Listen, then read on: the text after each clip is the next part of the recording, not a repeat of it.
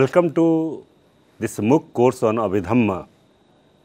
Today we are going to discuss exposition of the 24 types of Pachayas, relations. The objective of this module is to give an overview of 24 types of Pachayas of the Patthana Prakarana. First, we are going to discuss Hetu Pachay. Hetu means root. There are 6 roots, namely Lobha, Dosa, Moha and Alobha, Adosa and Amoha. Thus, Hetu Pachay is the name of a relation in which one of the 6 roots is a Pachay, Dhamma. A consciousness associated with that or material quality produced by that is called as Pachayupanna Dhamma. The relation is Hetu Pachay. For instance, there is Alobha as a Pachay Dhamma. Following it, there arises sacrificing consciousness, Dana Chitta. Basing on it, that there is a stretching of hands to give something to someone or utter sweet words, etc.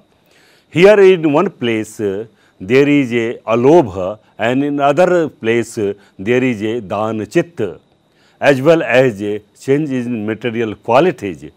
How it is possible? How does Alobha produce these mental and material phenomena? The answer is that it does so being related by a relation known as Hetu Pachay. In another example, there is a Lobha at the mental sphere. Following it, there arises a Lobha Sahagata Chitta. Basing on it, there is a physical or vocal movement to take something. How does a Lobha accelerate mind and matter and produce such changes? The answer is that it does so being related by a relation known as Hetu Pachay. Thus, this type of relation exists between a Hetu, which is a Chetasik in one side, and a consciousness and the material qualities on the other side. It has been said in the text, Hetu sampayutkanam cha dhammanam tam samutthanam cha rupanam Hetu Pachayena Pachayo. Now, we are going to discuss the second Pachay, that is called as Alamban Pachay.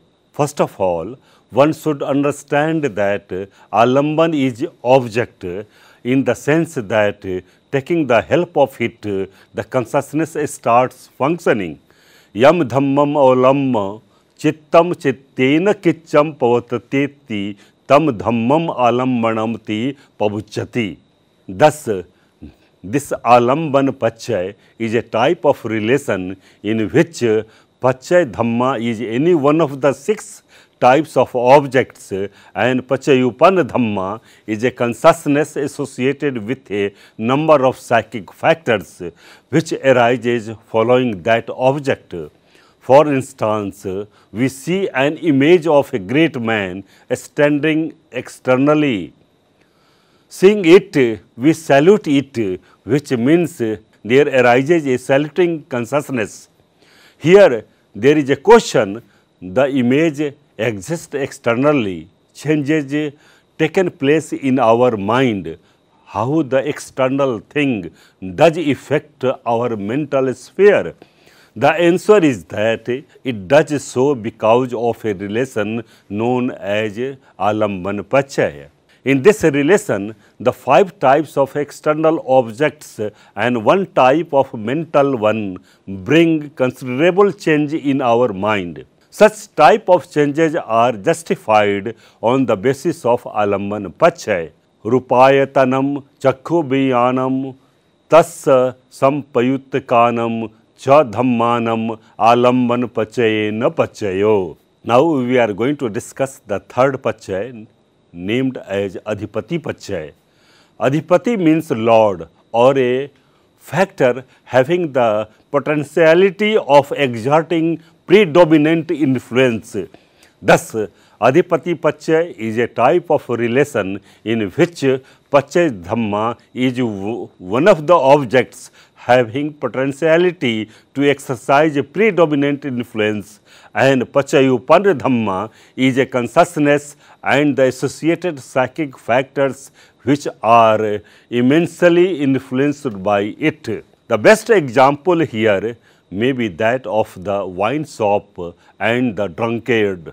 A drunkard sees a banner and thereby understand the existence of a wine shop. Immediately after that, there arises a consciousness of taking wine for which he becomes ready to sacrifice anything. Now, in one place, there is a symbol existing in the form of a visible object, and in another side, there is a consciousness which is associated with the sense of every sacrifice for procurement of that. It can be seen that symbol is existing externally, and such a broad change is taking place mentally. How it is possible? How does the external symbol affect the mind? The answer is that it is done so because of a relation known as Adhipati Pachay. The other example is that of Siddhartha Gautam. He was a prince having abundance of pleasurable things. He had 3 palaces according to different weathers, and he was surrounded by dancers. He abandoned such a pleasurable state of life for search of truth. Here truth is the object which governs the mind of Siddhartha predominantly. Why? It may be said that it is so because of the relation known as Adhipati Pachay.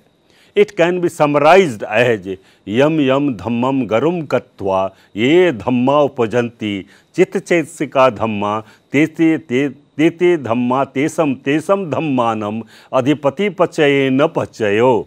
Now we are going to discuss the 4th relation or pachay named as Anantar Pachay.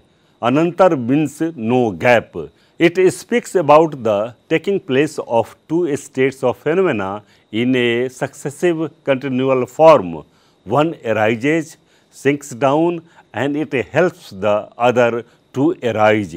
In this way, by giving no gap in respect of a space and time, the continuity of the flow is maintained. In course of cognition, there is the arising of Sampatchan Chitta, Santiran Chitta, Othappan Chitta, etc. without giving any gap. Here there is a question: is there a verbal or any type of communication between preceding and succeeding type of consciousness about ceasing of one and arising of others? The answer is in negative. But we see the continuity of the consciousness and there is no interruption in it. Why it is so? It is done by or maintained by an energy or relation technically known as Anantar Pachay. Chakho biyan dhatu tam sampayutkanam dhammanam manodhatuya tam sampayutkanam cha dhammanam Anantar Pachayena Pachayo.